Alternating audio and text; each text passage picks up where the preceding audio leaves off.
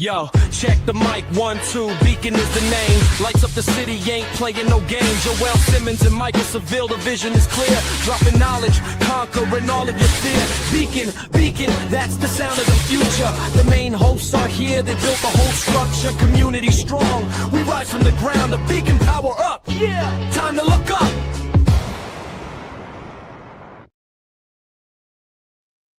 What is going on? I got like a reverb in my. What's going on, people? Your host with the most is Community Beacon. It's Friday, April 10th, 2026. Interestingly enough, April 10th, 2026 is my dad's legal birthday. And I separate that. Yeah, I separate that because it's not his actual birthday, and he makes sure.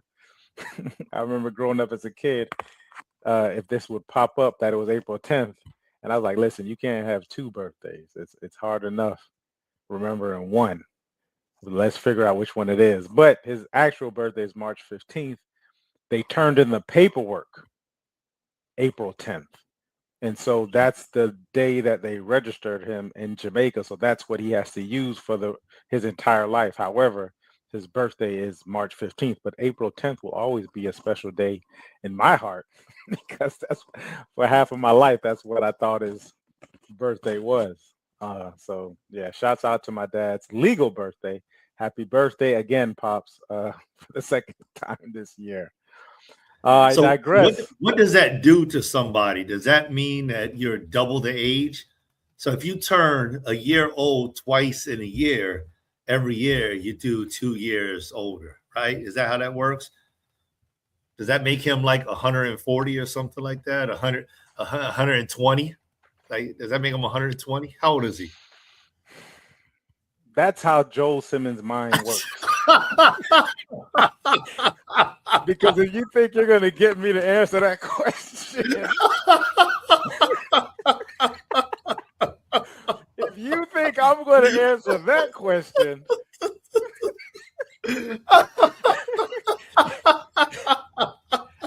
we've been doing this for about 5 years now, so I got to catch on at some point. To my co-host, we've been doing this for over 5 years now, so I'm at some point in time I'm going to catch on. All right, you got me. Delve into it. Shouts out to hey, brother, co-host for the Community Beacon, Joel Simmons. How are we doing today, brother? What is going on? Magnificent, bro. Magnificent, man. We're doing good. We're well. I just got back from picking up my son. Brought him out here to the O Lab so that we can go ahead and connect with everybody. I'm in between two windows today. We just moved our table into this other room, trying to understand exactly where we're going to put all the furniture, exactly how it looks before the floors get laid. So it is what it is. I don't have like the best location for the video, but I'm here, man. And I appreciate you stretching time and all of the people out there stretching time with us a little bit so that I can be ready to go. Yeah, brother. The important part is that you are present, regardless of what it looks like. And to be in this space again, I've already had my first big laugh of the show, so that's awesome. we could shut it off now. You know what I mean? I'm definitely grateful to have you here, guys. And we can jump into it. I know I entitled the show "What Fear Is Actually Doing," and I can preface this by saying this March 30th, and I had to go back and take a look at this group I posted in, and I had the night before, so the morning of March 30th in the morning, while I was sleeping, I had something. I woke up out of my sleep, and then I did what's called the EI, which is an emotional inquiry. It's a audio tape. You just kind of listen to it, and you kind of just like a lot of somatic prompting that you go through as you listen to it. Something I wouldn't quite call it meditation because it's you're actually doing something in this particular exercise, and so a lot of things were coming up, and one of the things that came up was fear. And normally when fear comes up or the word fear comes up, uh, I have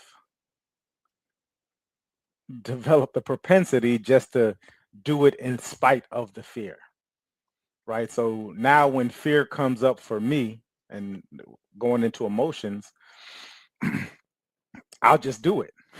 Like, it's like fear, scared, or you scared or you fear. I'm like, oh, okay, just it's just something to be done. It's something to be conquered.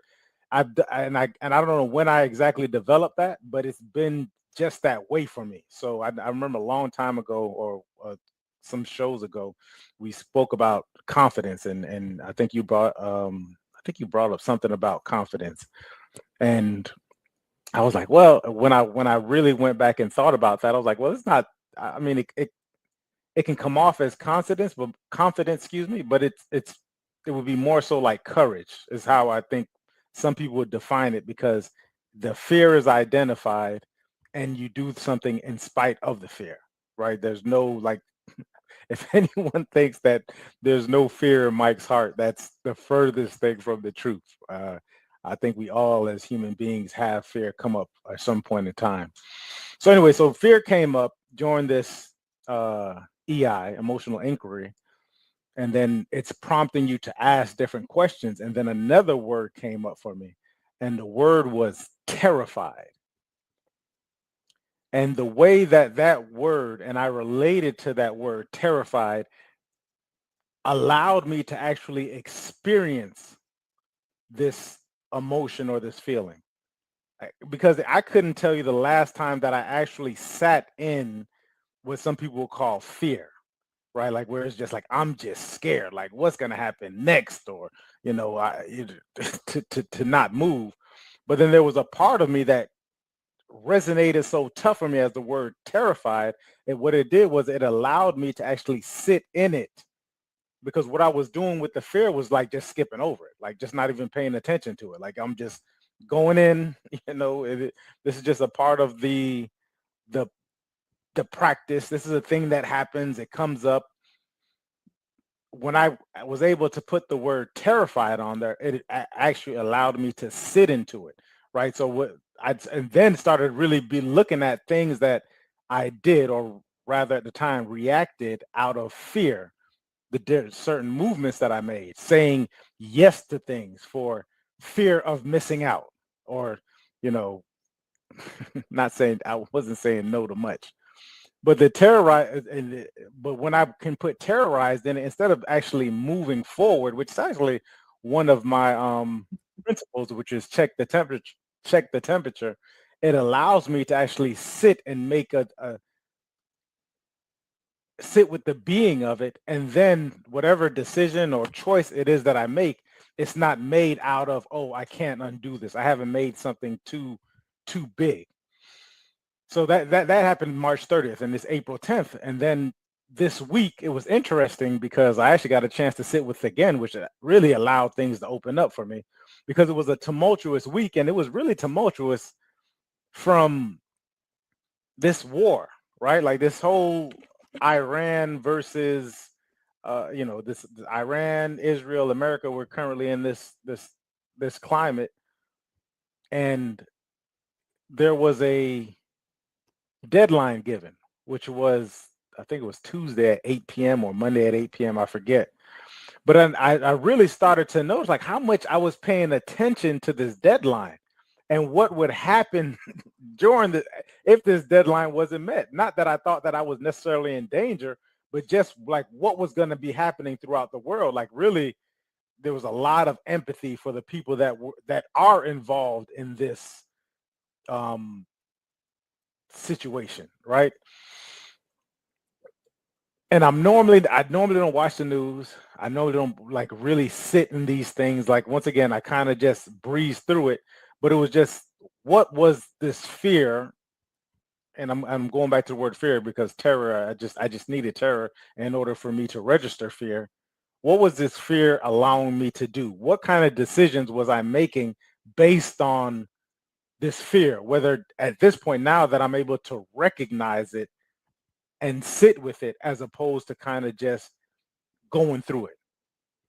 So that's kind of how I purposed it in some of the thoughts, and of course, this is an open discussion. So And that's deep right there. There's a lot of things that just kind of like traveled through my mind. Like the discussion is based on fear. Uh, are we diving into terror? But then you start to mention these very, very specific things that are going on that your mind is dealing with, dealing with the war that's happening. And we don't really know exactly where it's going to go or what will be the lasting impact of it. Just like we didn't know where the wars prior to now would go or what the lasting impact of those wars would be. It's just something that we don't necessarily understand. Predictors will predict, but at the end of the day, time writes history. And so when I'm thinking about this, it's like, this is really interesting. I mean, we've talked about fear before, and I love the word that you use many episodes ago where you talked about signals. And I think that fear is a great word to be associated with a signal. Like fear is a signal of something, whatever it is. It could be uncertainty. It could be the challenges or not being confident inside of something. It could be the lack of control, a perceived threat. It could be a real or imagined threat. It could be so many different things, right? It can mean that this is a point of growing. There's just so many different things that fear can indicate. And I definitely, just a personal testimony, I've definitely taken a different look and perspective of fear, and how I think about it, how I associate fear with my life. Because I'm not a man of fears, but I understand that there is a place for fear, and I've learned that it definitely has showed me when something is quote unquote fearful, that this is a point of reference. I need to stop, think about what is going on, and the biggest thing is I need to identify why I'm starting to have this feeling. And granted, for all of you all out there that may be listening to this conversation, I think about this identification process with all emotions, right? It doesn't matter what the emotion is. If I'm feeling joy, I like to identify it because joy is something that I want to repeat. If I think about love, I like to identify it because love kind of gets, there's like this wonky type of love that just gets mixed up in everything. And before you know it, everything is I love. So when we talk about fear, and I'm listening to what you're saying, it seems like there was a pathway where you started to identify it, but it wasn't until like that terror, which is an extreme level of fear, hit, that it sounded like you identified fear more. And I'm in a state of being curious, because I just want to understand more about the effects of your thoughts dealing with what's happening across the world, and how you worked through this, seeing that this started back in March and we're the 10th day in April now. Yeah, great question.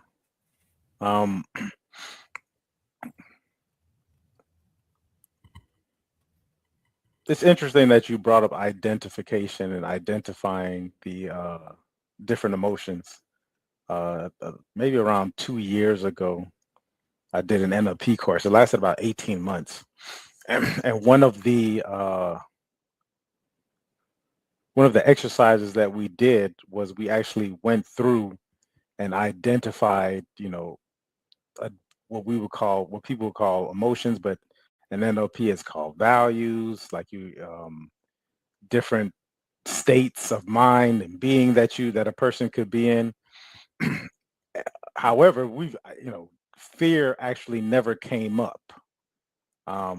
It was more so just figuring out like where you were at somatically, like the words that we put on to these different things, and how we all identify them individually is super important. So what that class allowed me to do was actually go through and somatically see what happens. Emotions, feelings tend to show up physiologically.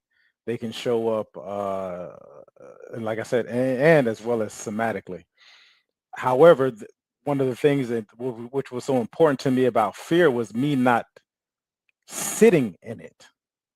And in this last course that I took, and I think it was connections course or great decisions course. Listen, people, if you're looking to take a course on like actually connecting with yourself first and with other people or whatever it is, Joe Hudson's connections course is probably one of the, and I don't give a lot of recommendations anymore, but this is something that I'm just like, it probably was, and I don't get paid for this.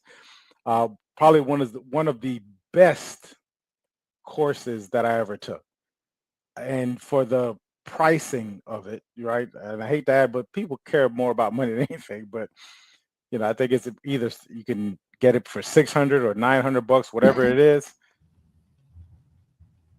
Do it, do it.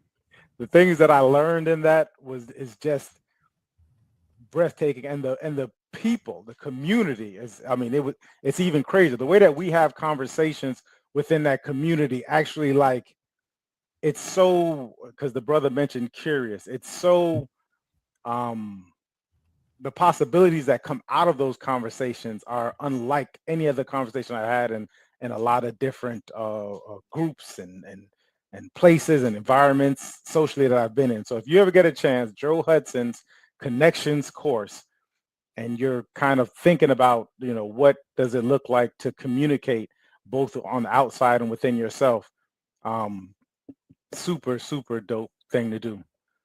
So part of the framework that you learn within the connections course is the view framework. It's actually the foundation of it. And the last part was like being in wonder. So when I mentioned fear or even terror, they're not to me, right? I think how the connotation when I'm in conversation with people, it would come out a certain kind of way, but it's not a negative thing, right? To me, in my experience. However, it was taught that way. So I'm socialized and I'm indoctrinated to believe that being scared or being fear is, in some parts, it's almost shameful as a man, to be to even state it like, hey man, I'm scared. You know what I mean? Like from a young age, it was like you had to be this, you had to present a certain kind of way, especially in the culture. So I learned at an early age, like you just kind of and which is true. You see the fear and you can do it anyways. But for me to actually sit in it, not to do anything, not to I identify it just because I'm having this conversation with you, but it was more so about figuring out how do I not to manage it, right? Because for me, when I identify something, it'll automatically go into management of a thing, and which is, I think there's just different stages of it. But to actually to be able to sit into it and to allow these things to flow, because it's just what I'm putting on it, right? Like whatever, like whenever this may have happened, this could have happened when I was 3 or 4. Something happened when I was 3 or 4. It caused me to feel a certain kind of way. I was uncomfortable with that feeling. And then I would, from that point on, I identified it as this thing. So now I'm at the point where I'm just allowing a lot of these things just to flow with me. But in order for them to flow through me, it's actual sitting in this thing, in this whatever it is, and not really thinking or doing much about it, because there's really nothing to do but just to hold space with oneself to say, man, this is what I'm feeling. What does it do? Like what is it about here? Just to get to your point, brother, to get curious and to get in wonder about it, right? So even within this fear and this what I terror, just to take it up a notch for me, intellectually, because that's what it is. That's what these words are. It's like this intellectual part of me, but to be able to take it up a notch so I can actually fully be in that, whatever it is, this experience. And I mean, it was even throughout this week, and it's so dope to me that I can kind of track exactly where I am with those different feelings, or where I am as far as how I would have taken it. Because before it would have been this super deep dive into intellectually trying to figure this whole thing out, but just actually sit with it. Oh my gosh, I was so grateful for it. So to answer your question, it was like to be grateful that I'm able to experience what this feeling, this emotion, and to relate to it, and for it to resonate with me, and for me to be able to communicate it. Like that was it led to such a breakthrough in the way that I'm just looking at things. And then also when I'm seeing other people that are having this same thing, it's so interesting because it also led to empathy with my in general with other people. I'm rereading the Chris Voss book, Never Split the Difference. And Come then there's on, another. man. What's going on here?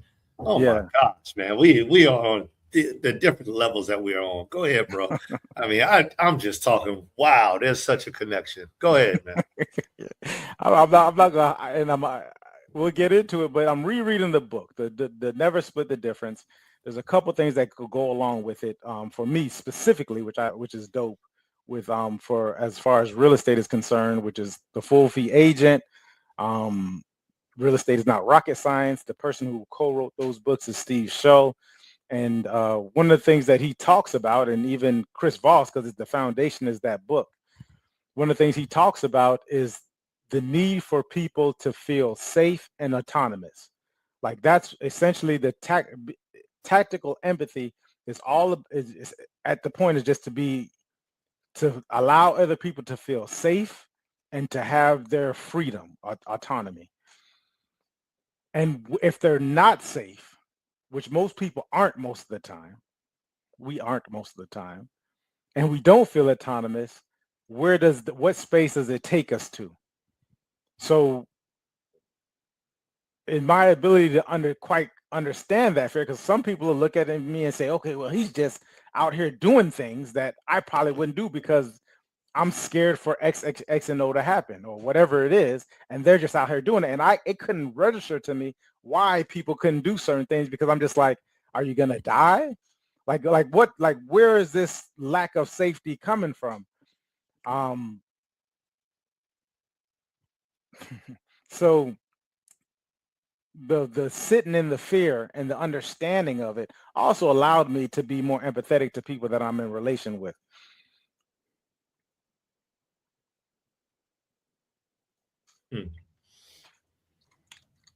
By the way, I'm going through the Chris Voss book, Never Split the Difference, right now. Right now. So we didn't plan this. We didn't plan this. We didn't plan this. No. So I had this while you're discussing this thing about fear. I'm actually the crazy part about this doesn't align at all, but it does align just in the word fear, right? So this is just for you all out there, but also to share with my brother here. We're getting ready to put on this event in about a month from now. And one of the topics is fears, right? And it has specific meanings. It has to deal with finances. So they're not connected, but you all can understand how I'm just starting to put that thing together. The next part is this. I haven't been to the Joe Hudson workshop or learn this framework. However, bro, we have been discussing, and as we're opening this thing up, I'm like, this is exactly what's going on inside of my life, exactly what I've been doing for these last whatever amount of months. And especially since the time up there, I decided, okay, you know what, fire department, no more. I'm out of there. I'm going out. I'm going to do exactly what I said I'm going to do, win, lose, or draw. And so in the middle of this, I found that the challenge was to be able to explain to somebody in whom I desire to explain, for whatever the cause or reason, I won't mention, doesn't matter at this point in time, what it is that I am experiencing. And for a person who doesn't understand what Mike, what you're talking about, to them, this thing is like, boom, like what on earth is this dude talking about, right? What is he talking about? When he talks about how he feels stressed, but he doesn't feel stressed. What is that? What is this paradox? Is this guy stuck in the Bermuda Triangle? Where is he? What does that mean? When this guy says that he's scared, but he's not scared, what exactly is that? That is me attempting to show somebody what I've come to understand is like presently taking place. However, the emotional connection to the words that I'm using is not there. And I didn't have another word to be able to inform another individual that this is what's going on. I have identified this. I've validated it. I am aware. This goes back to our A-frame, being aware, accepting, acknowledgement, right? I am 100% aware that these things are happening inside my life. I am aware that these are the emotions. I am aware that these are the clues, and I am okay.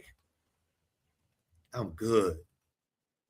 Because the emotional piece of it has been separated. So I'm like sitting up in a chair over all of these different types of feelings and emotions. And I'm just like, okay, I recognize it. Yep, that's it. And at that point, it's just like, just let it be. Like it is what it is. I don't need to do anything with it. There's nothing to do with it. There's nothing to do with it. I've taken the time to identify it. I've taken the time to learn more about it. Right? I've used my judgment to learn what's going on, this internal piece that's happening. And so when you start talking about this, man, it's like you're no longer reactive. And these are lessons that I share with my son, you know, who's sitting across from me at the table, that I know you're sharing with your son. But it's like, and don't get me wrong, to all the women out there, I'm about to say something that may sound, you know, chauvinistic. But as a man, this is something that I'm teaching my son. It's like, simply because the thing happened and the initial impact of the thing happening hurt does not mean that we have to react. Let it flow. Take it in. Feel it. Understand it. Acknowledge it. Validate it. Investigate it.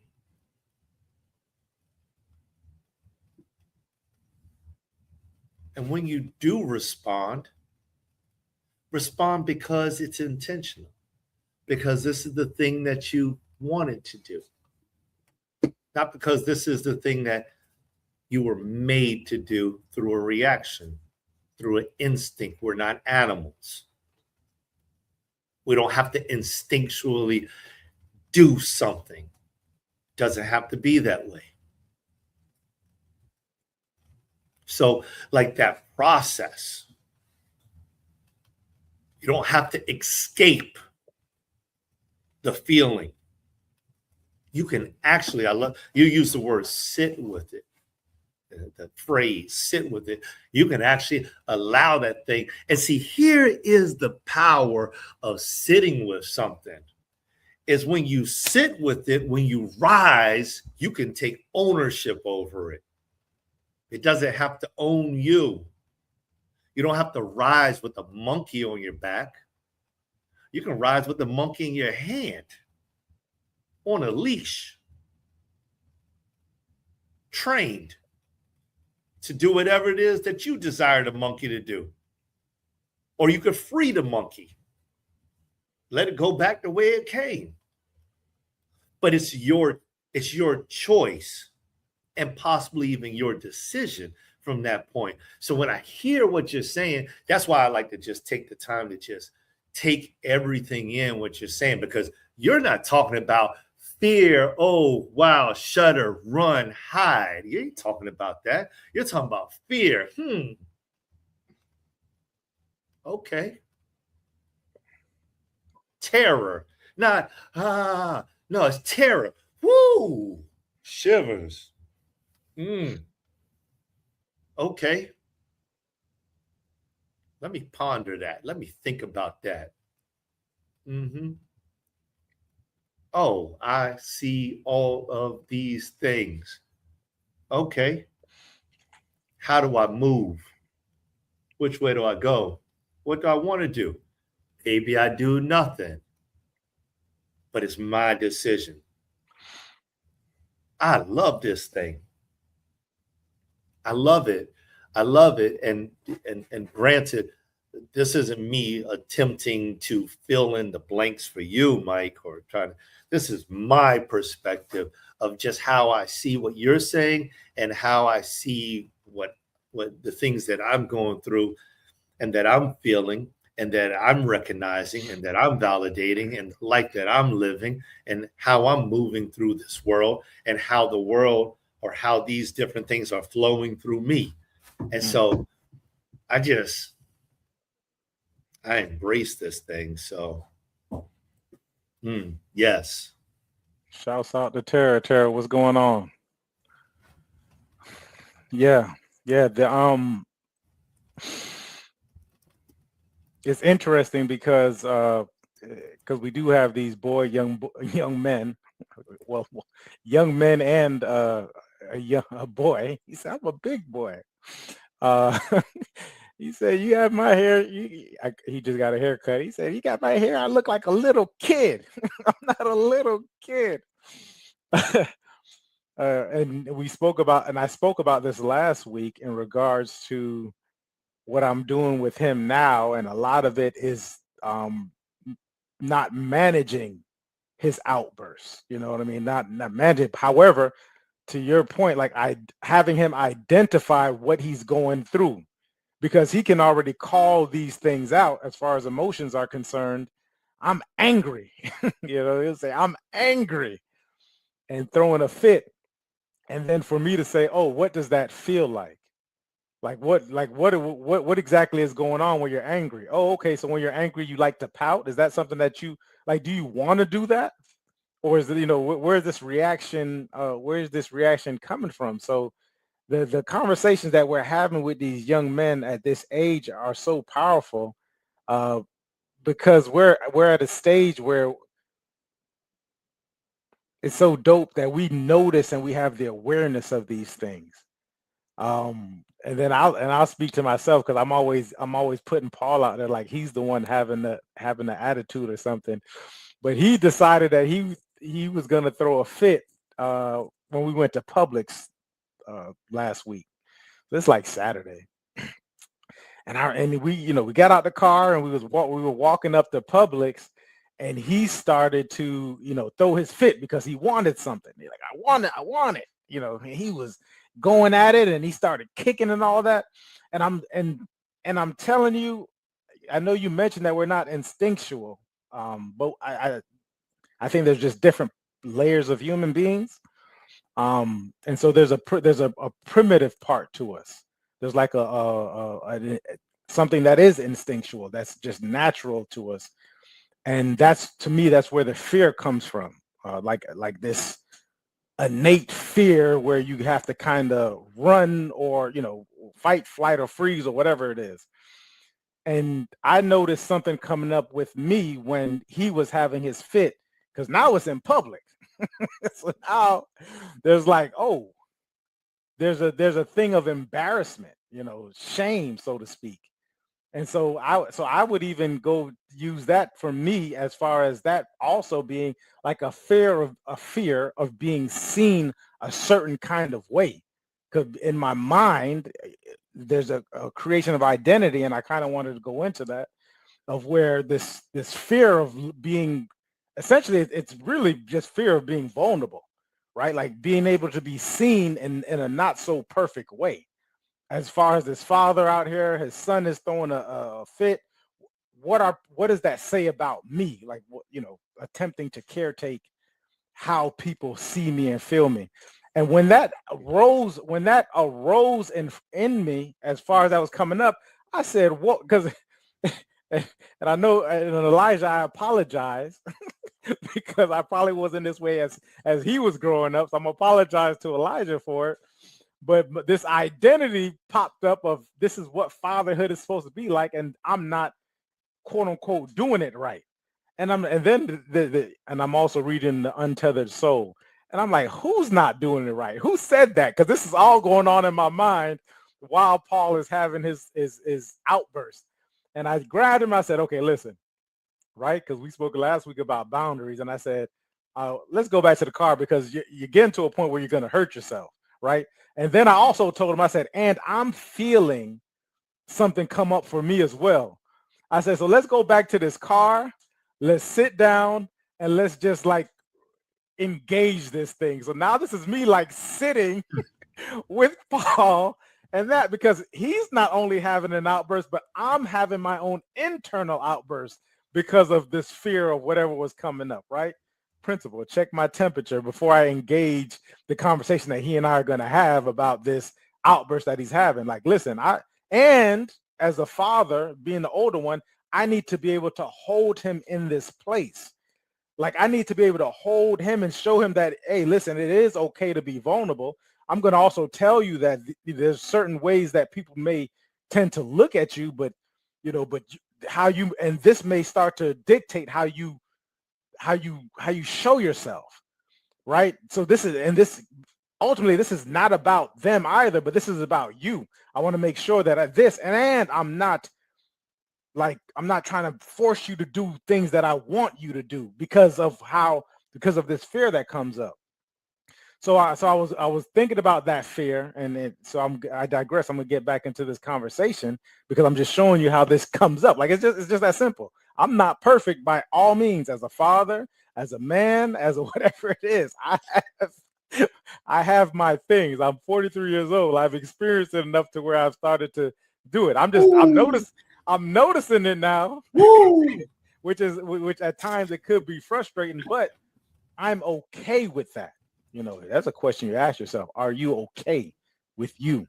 Right. And I'm okay with me. That's why I'm okay with sharing this. And so I started looking at, well, what kinds of things come up with fear? Because I did that really quickly for a lot of us, to where it was just like, oh, fear came up. Embarrassment came up. There was shame attached to it. Well, what is the shame covering? The shame is covering me not looking perfect. There's a fear of having people see me and who I really am, this mask that's possibly there. Like, all these things are happening at this time and place. And I've done the work to where, like, I can kind of like shoot through these things.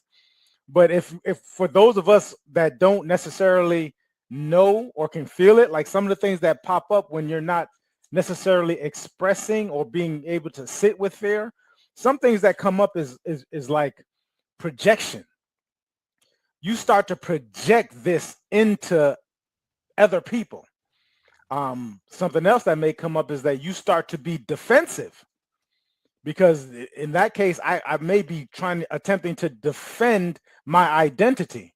Like, the projection is real simple, because I'm projecting onto Paul what I don't think he should be doing or what he should be doing.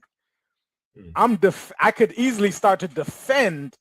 Oh, this is defend up my position or identity within this entire thing. And so this comes up from the suppression of a thing, right? Suppression of not feeling or actually holding this space within yourself. And it's expressed in these different kind of ways, as opposed to when you hold it, you kind of transmute this stuff, right? Mm-hmm. Because what happened is that when I went back, and I'm not suppressing it, right? Like, but suppressing this outburst within myself. and I'm not necessarily expressing it by projecting or defending it. I actually get to transmute it, and what comes out of it is like this, man, the conversation, even at a 5-year-old, the conversation that he and I have became so beautiful in that car for the next 3 to 5 minutes. It was like, listen, I know you're having this outburst and you're allowed to have it all. But when you're ready, like we can get into this if you'd like, right? The conversation I had with myself was, once this outburst is done, like you all are, like, he's not even going to remember it. Like Paul's not going to remember it. The people aren't going to remember it. If you react in a certain kind of way, you're definitely going to remember it. If you respond in love with him in this time, think about the kind of bond that this is going to create between you and Paul, which at this point in time is like the most important thing. The bond, besides myself, is the bond with my child. So 3 to 5 minutes goes by. Me and him have the conversation about, hey, listen, you can't have these things all the time. We're going in here. We're going to grab some food. We're going to come back out. Meanwhile, Elijah's in there just buying everything, buying everything it is that he wants. And when I get in there, he's putting more things in my cart. But it's like allowing that to happen, not having Elijah embarrass Paul and make Paul feel a certain kind of way, or even Elijah looking at me differently, like, oh, you know, sometimes they'll say, I've seen, it's like, oh, you're not that way. You know what I mean? Like you put on a certain kind of way, but you're really not that way, right? I don't think there's anything more hurtful to me is when people that I know and love are telling me like, hey,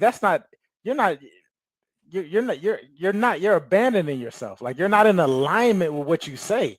Like you're a hypocrite, right? Like for my kids to tell me that I'm a hypocrite in some kind of way, like that's one of the things that I'm just like, well, what's that about, right? Like, am I not, where at what point am I abandoning myself? Because the people who you are in connection with, especially relationally, like they get to see you. You know what I mean? Like they know, they get to see you. And if you are out of alignment because somebody comes around, because here's one, the report card comes and it doesn't say what it wants it to say, the teacher calls and you pretend to be a certain kind of way and this, whatever it is, like when you go, like the way that they look at me. And that's one of the things I'm just like, I don't want my kids to feel that way. And I don't want to feel that way. Because if I am reacting or doing a certain kind of thing outside that is not necessarily who I am, then that means that I'm abandoning who I am. I'm projecting something. I'm defending an identity that's not probably mine to begin with. It's not the whole Mike. So, I know that was a lot within the context of this conversation, but I'm just explaining, going back to the title is like, what fear is actually doing, right? And it's not a bad, and it could be doing any of these things. Like we get a chance to decide and make the choice of it. But it's like, you really got to see and understand the pattern. And the way that you see and understand the pattern is by actually being in the pattern and holding yourself in a certain kind of way. Man, I like that. I like that entire explanation. I appreciate you sharing it, because these are some of those tough moments. You're grooming Paul, and it's like in the middle of these scenarios. This is like real life. It's real life. Every single thing that we read or we study and we put inside of our mind, like, I love that, I'm gonna do that. It's all kind of like theory until it's tested. It's got to be tried by fire.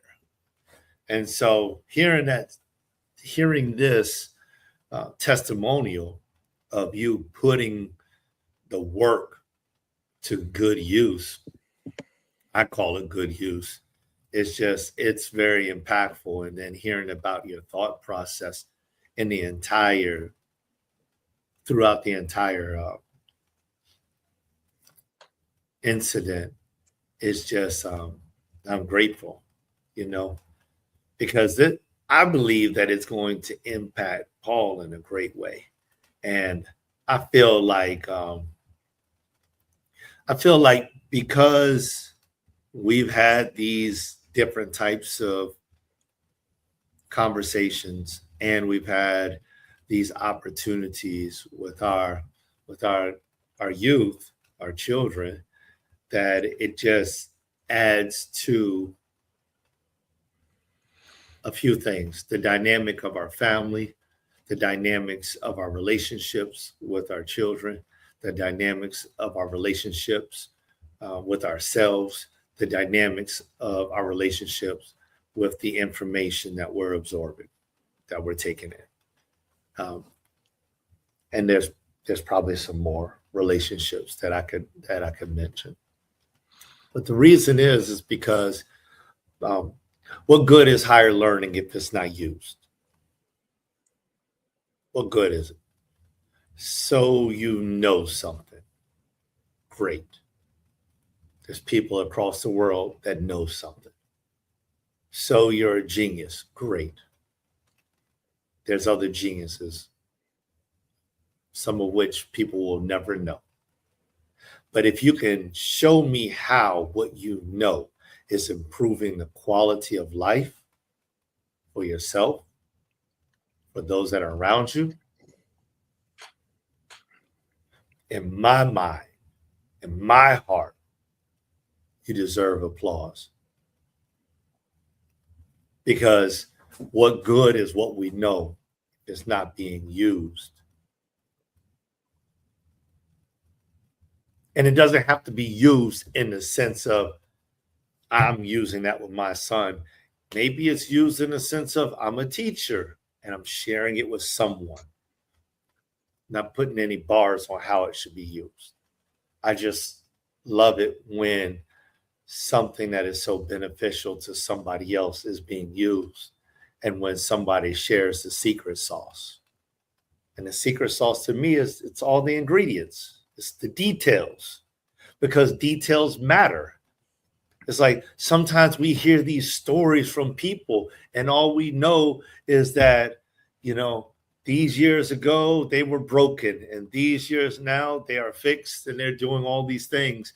And people attempt to look at that and cater their life around it.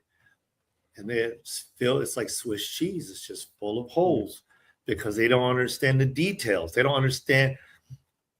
I'm going to put it this way. They don't understand the struggle that somebody went through in order to, I'm going to use this word too, perfect their craft. They don't understand that. Like if you want to master whatever it is that you're doing, you have to sometimes struggle through it before you get a grip on how to move through it, before you get a sense of how to flow through it. It's like there's processes to everything. It can be a short process. It can be a long one.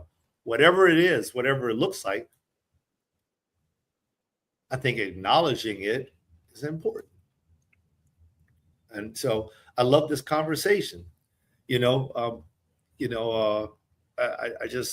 this conversation because in essence, it's not all about quote unquote fear from the standpoint of, it's the horror movie and I'm being chased. It's not even about that. It's not about that. It's like we're taking this word fear and it's like we're assigning it a definition. And in this episode, it's like we are affording other people to see it from a different perspective. And to me, that's valuable. That's valuable. You don't have to fear fear. That you don't have to fear fear. Not when you phrase it the way that our discussion has been going. You can actually invite it. Come sit at the table. I got some questions for you. Whew. I've been dealing with you for years. You've wrecked my life in times past, but I want you to understand You have no power over me. So tell me something. What really are you? Who really are you? Where do you really come from? What are you really doing in my life? What are you stirring up? Come on, come talk with me. When I was young, I did things like a youth, but I'm much older now. Learned some things, acknowledge some things, see things differently.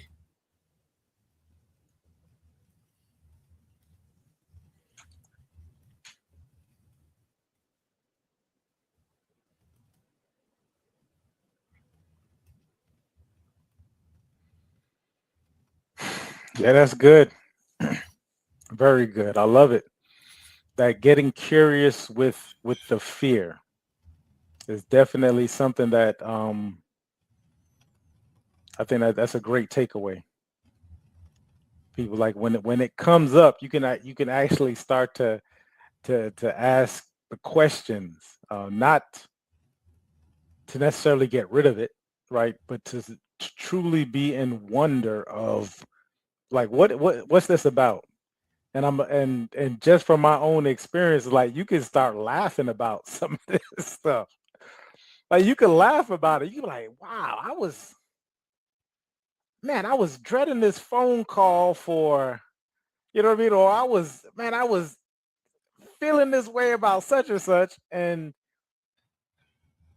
man, that was funny. That was, man, almost 30 days you had me gripped on something. You know what I mean? And I can really get into it. And the faster you start to notice and do those things, really faster, but when you start to notice and do those things, you'll start to see how like when it's in the dark, it just makes it so much bigger. like it becomes this huge thing. But when you put it out there, and then the brother mentioned struggle. Some of the dopest conversations, some of the strongest relationships that I've dealt with came out of some kind of what a person would call struggle. Is because when you can deal and do the hard things or the things that you fear, the questions that you're asking, I'll leave it this will be my last thing. It's like in real estate. And so I do a with whoever it is, I'll do a initial consultation, right? Takes me about 10 to 15 minutes. Some people like to talk, so I'll put it up for, it'll be longer. We but because people like to talk. There's a lot that when you talk about high stakes negotiations, there's almost nothing in compared to real estate, right? Unless if you haven't read the book, Never Split the Difference, this is the FBI negotiator, hostage negotiator. So yeah, when life is involved, I'm not talking about that, right? Because there's a lot of fear, I would imagine, that's involved, or nerves and all kinds of things come up during those type of negotiations. But housing and having to do something. So anyways, it'll take me 15 to 20 minutes off times because you kind of figure a lot of these things out. There's certain questions and certain things that need to be established while you're having a mutual relationship that's going to be that's of this magnitude, okay? And if you don't ask these questions and get to a clear understanding from both sides about it, it's going to be it could be a tumultuous journey. Maybe not necessarily for the client, right? Especially if you're really good at caretaking people.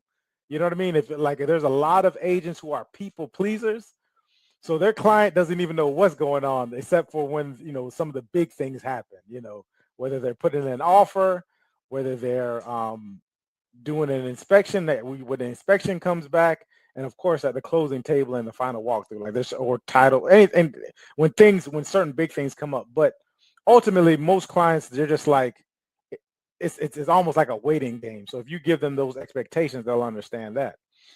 But for that agent, especially if they're caretakers, it's almost like a nail biter throughout this entire transaction. This is why agents, like they're out fast, because you can emotionally get burnt out, real quick, Mm. especially if you're a people pleaser and you want to accommodate people and you want to caretake and you really care. You know what I mean? Like that's essentially that's what it is. This is you being a careful place. So I noticed that, and I noticed this within the industry. So that first initial consultation is super important. So the questions that you ask just in preparation, if you can get these things out of the way up front, the transaction can even be an even better transaction for both parties, right?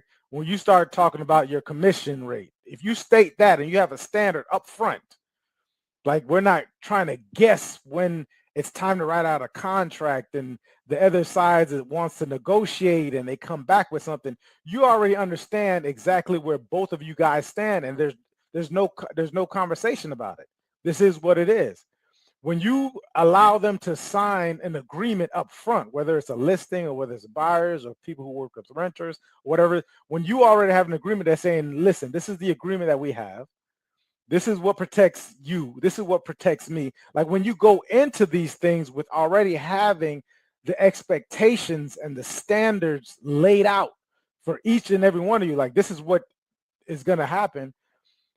You can, and then you figure out like if you're what Chris Voss calls the favorite or the fool. When you figure out whether you're the favorite or the fool, I mean, what's going to happen is you're going to filter a lot of people that you probably shouldn't even be working with. Right? Like you're not going to be covering all kinds of grounds. Like I'm looking right now. I got a referral coming in, like right before we came in, a friend of an agent up in Orlando, and he asked me. He said, do you work with buyers in the West Palm Beach area? I said, absolutely. That's where I'm from. Right? He knows it. That's why he's reaching out to me. And he says, great. I have a client. And then we'll do like a referral fee, which is a standard, right? And then and so he gave it to me, and I'm joking with him, and I said it depends. Are they assholes? Because I don't work with them. You know what I mean? So I'm telling you up front, if this is a difficult client, and then we'll have a conversation about it. Okay, tell me a little bit about a client or whatever, and we'll have an initial consultation. But I need like up front, like this is one of my standards. I don't work with assholes. I don't work with people that don't trust me, don't even want to get to that point, and they already have something already in their minds. Like I understand that part. I understand we will have the conversation, but this is what this initial consultation is about.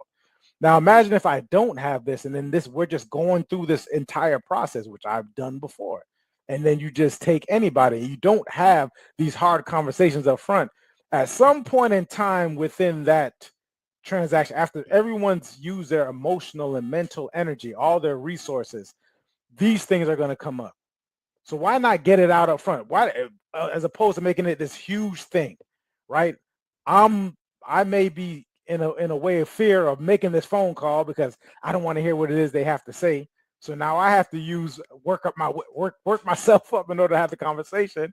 And then when they get the information, how they're going to think about me. Remember, I spoke initially about the safety and autonomy. This is what most people are dealing with. So how safe are they going to feel with me, who's supposed to be their trusted advisor? And at this point where we're having this huge conversation, I'm telling them that there's only two ways. Like there's only two ways we can deal with this. Nobody wants to hear there's only two ways that we want to do. You come to me and say there's only two ways, Mike, of us handling something. I'm gonna be like, wait a minute. And it's of this magnitude. I might not even want to do it anymore. There's no safety in the rigidity of a thing. But if I'm already understanding what it is to expect, and I'm in agreement with it at the beginning, the standards of it, then these conversations just come off as, okay, well, oftentimes in my experience is like, well, Mike, what do you think? I'm with you. What is it that you think? I just had a conversation with a client before I got on here as well. And she was like, well, Mike, what do you want to do? I'm like, well, this is your decision. I'm not going to take it from you, but here are your options. How do you feel about those? And if not, then we can get curious about it. Most people don't get curious when they're in fear, but to the brother's point, getting curious and fear having these conversations up front, not making this thing turn into this big thing. And it will turn into a big thing if you don't sit with it. If you're suppressing it, or you're just moving in a certain kind of way, like it always comes back to bite you. Yeah, that's good, man. That's good. I like that. I think those are some good takeaways, learning how to, and I think that, the sitting with something is basically learning what it is that you're actually dealing with. Let's not guess at stuff. Let's not just emotionally react to things. Let's not guess. Yeah. So, and I like that, especially dealing with relationships. I found that what you're talking about is so true. Dealing with it, but taking that time to really sit with something and to, understand where you are inside of that, and being able to allow for the emotional impact, to pass through you, so that you can approach things with clarity. It's just really big, because I believe at the end of that, you're no longer dealing with fear anymore. It's not fear. Maybe it started off as fear, but it doesn't have to be fear when you open your mouth up. And maybe there's something else that's there, but it doesn't have to be fear when you open your mouth up. I'm especially talking about some challenging conversations that people are having with their significant others, or, especially with significant others, or maybe children, whatever, because you can react to something and blow something up, and it takes years and years and years before you ever get it right.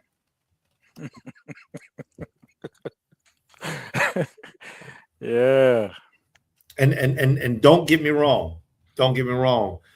You can respond. And what I say is the best way that you can do. All right. I'm not going to put I'm not going to make this not the 10 commandments of words. You can respond in what I believe may be the best response that an individual could do at that very moment. And there's an opportunity for it still not to sit well on the other person. You've done all you could do. All right. Go in peace. Go in peace. Be in peace with yourself. If you're able to sit with that thing and you can get in peace with yourself, 9 times out of 10, whatever happens in the next few moments, it's not on you. You're giving it your very, very best. And maybe they may just need a cup of tea. Time, energy, effort. Maybe that's what they need. I'm not telling you to go offer it to them, but maybe that's what they need. So that's my final words on this, on what fear is actually doing. I appreciate this conversation, bro. Yeah, likewise, bro. This was good, man. This is good. Hey guys, never split the difference.